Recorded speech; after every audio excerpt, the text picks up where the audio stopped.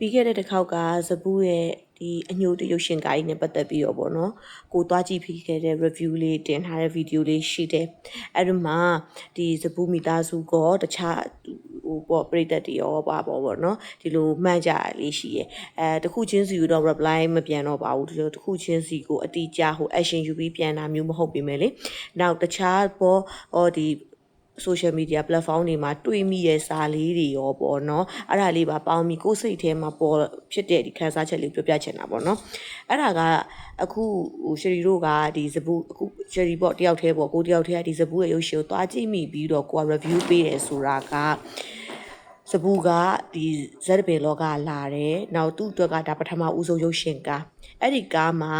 ဒါဇပူကိုဒီလိုအားပေးရဲ့ပြိတ္တတရားအနေနဲ့ကိုမျော်လင့်ထားတာထက်ကို तू က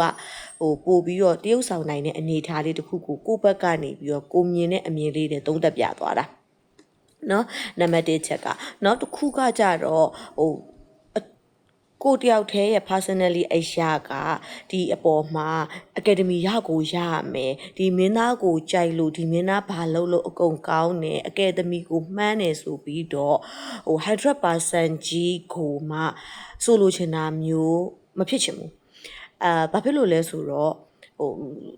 အခုမှဇက်တပင်လောကနေပြီးတော့မှဒီအနုပညာရုပ်ရှင်ကားကြီးကိုစပြီးခြေလမ်းဝင်တဲ့ဇပူအတွက်ကအရန်ကိုဝန်ထုံးဖို့ဖြစ်တယ်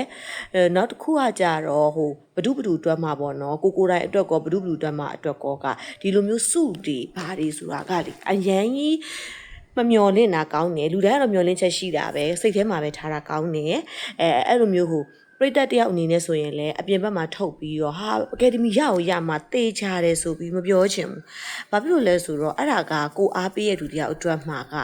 ရခဲ့ရင်ပိုကောင်းတယ်။ရခဲ့ရင်ငါမပြောဘူးလား तू ရအောင်ရမှာအကယ်ဒမီဆိုတာမျိုးကကိုအတွက်ကကိုရီကိုသွေးရဲ့စကားတခွန်းအပြင်မပို့ဘူး။တခုအကြောင်းနေရှိခဲ့မယ်ဘာလို့ဆိုတော့ဒါတွေဟာရှေ့နေပင်မှာအများကြီးရှိခဲ့တဲ့ဟာတွေအဲ့လိုမျိုးတွေကိုစကားတွေထည့်ပြီးပြောမယ်ဆိုရင်အကယ်ဒမီအများကြီးရခဲ့တဲ့မင်းသားတွေမင်းသမီးတွေဒီအကယ်ဒမီကိုဒါအကဲဖြတ်လုပ်နေတဲ့သူတွေနောက်ကိုတိုင်းရုပ်ရှင်ရိုက်ထားတဲ့ဒီအခုပေါ့နော်ဇပူနဲ့အတူတူရုပ်ရှင်ရိုက်တဲ့မင်းသားမင်းသမီးရောဇပူကိုတိုင်းရော driver တွေအားလုံးရောမှာကဒါတွေဟာရသူတို့ဟာသူတို့သိပြီးဟိုသူတို့ကိုယ်တိုင်နားလေသဘောပေါက်ထားတဲ့ဟာတွေရှိပြီးသားကွာဒီလားကိုကပရိသတ်တယောက်အနေနဲ့ကအဲ့လောက်ထိကြီးကသွားပြီးတော့ပြောလို့ရတဲ့အရာမဟုတ်ဘူးနောက်တစ်ခုကတကယ်ဇပူရဲ့မိသားစုတွေပရိသတ်တွေကလည်းဒါမျိုးပြောချင်တဲ့သူတွေလည်းဒါမရှိပါဘူးအားလုံးကသူဒီလိုမျိုးလုံနိုင်တယ်သူ့ကိုတခြားသူတွေကပါအားပေးလာတယ်တရုပ်ဆောင်ပိုင်းကိုပိုးကြိုက်လို့အခုမှထပ်ပြီးအားပေးရတဲ့သူတွေလည်းအကုန်လုံးကဝမ်းသာကြတာပေါ့နော်အဲ့အနေထားမှာပဲရှိပါတယ်ဒါပေမဲ့ပေါ့တိတ်လည်းအရေးမကြီးဘူးဘယ်သူမှလည်းဂရုမစိုက်ဘူးဆိုပေမဲ့တချို့တော့အကြောင်းအရာလေးတွေမှာတွေ့ရတာလေးရှိရဲ comment မှာပဲဖြစ်စေတခြား social media platform မှာပဲဖြစ်စေတွေ့လိုက်တဲ့ page အတူတွေနဲ့ပဲဖြစ်ဖြစ် account တူတွေနဲ့ပဲဖြစ်ပြောတဲ့စာလေးရှိရဲအဲ့ဒါတင်လိုက်လို့ဒီနေတိုးကားတို့ပေါ့နော်အပြိုင်တင်တဲ့နေတိုးမြင့်မြတ်ကားတွေကကြည့်ရသူမရှိဘူးတို့နေတိုးကဘာဖြစ်သွားညာဖြစ်သွားတယ်အဲ့ဒါတွေကလေ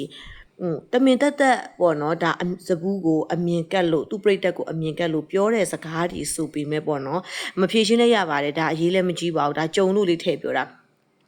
ရှယ်ရီတို့လို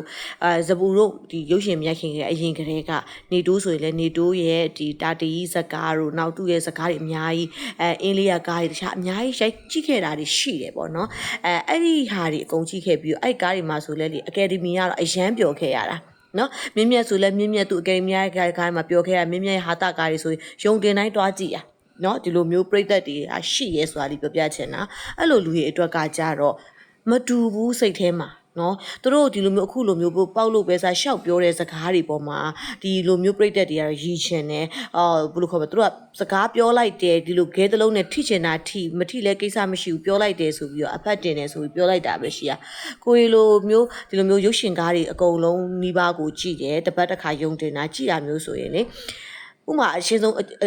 ဥပမာပြပြမယ်ကွာတာတီးဇကားကိုဒီ character ပေါ်မှာပဲနေတူကတရုပ်ဆောင်ခိုင်းမယ်မင်းမြတ်လည်းတရုပ်ဆောင်ခိုင်းမယ်ဇပူလည်းတရုပ်ဆောင်ခိုင်းမယ်အခြားမင်းသားတွေအများကြီးနဲ့ဒါတရုပ်ဆောင်ခိုင်းမယ်ထားပါတော့ထွက်လာ reception တူမယ်ထင်လားတူလေ မတူလို့ပဲအဲ့ကြောင့် academy ရကြတာအဓိကကိုတွေဒီပြိတ္တဒီဇဘူးရဲ့မိသားစုတွေပြိတ္တတွေကစဉ်းစားတာတခုပဲအဲ့ဒါပါလဲဩကိုအားပေးတဲ့မင်းသားလေးသူ့ကိုတိုးစူးစမ်းပြီးတော့ရစေချင်တယ်ဟိုစူးစမ်းချင်တယ်ချိန်မှာပေါ့နော်သူ academy ရစေချင်တယ်သူအဲ့အတွက်အားပေးရဒါပဲဆိုလိုတာကဟိုတရုတ် character ချင်းတူတူပေါ်မှာတရုတ်ဆောင်တာချင်းအတူတူအရန်ကောင်းတဲ့ level ချင်းတူသွားတယ်ဆိုရင်တော့မှမှုချင်းမတူဘူးအပရိသတ်ရဲ့ခံစားချက်လေးပရိသတ်ရဲ့ခံစားချက်ပါးစပ်နဲ့ပြောလို့မရအောင်ဒီလားဘယ်သူမှကောင်းတယ်ဆိုရဲဆိုတာမရှိဘူးလူတိုင်းမှာသူ့နေရာနဲ့သူ့ level မှာတူကြီးပဲအခုပြောဖို့ဆိုဖို့ရကဟာဇဘူးဘယ်ပရိသတ်သူ့ရဲ့ဇဘူးရဲ့မိသားစုအစစ်မှန်ပရိသတ်အစစ်မှန်တွေကဇဘူးကနံပါတ်1ပဲလို့ဘယ်သူနဲ့မှရှင်လို့မရဘူးလို့မထင်နေတဲ့အခြေအနေတစ်ခုမှာသူပရိသတ်တွေကဇဘူးကပဲဒီတယောက်တည်းပဲအရန်ကောင်းတယ်သူကပဲ academy ရမယ်လို့ထင်နေကြတယ် no အဲ့ဒါလုံးဝမဟုတ်ဘူးဆိုတာအဲ့ဒါလေးပြပြတာကြုံလို့စိတ်ထဲပေါက်ပြီးစိတ်ကူးပေါက်ပြီးပြောချင်လားလို့ပြောတာ